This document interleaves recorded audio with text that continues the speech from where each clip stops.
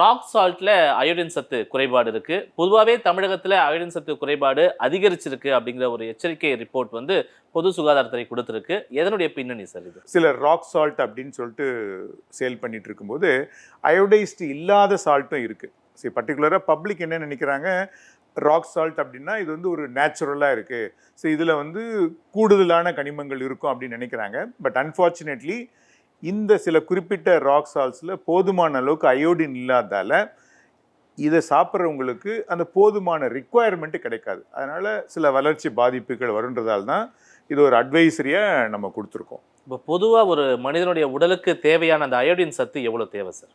So இது யூஸ்வலாக வந்து 100 மைக்ரோகிராம் சொல்லுவோம். இது மில்லிகிராம்ஸை விட குறைவான இந்த அளவுக்கு இருந்தால் போதும்.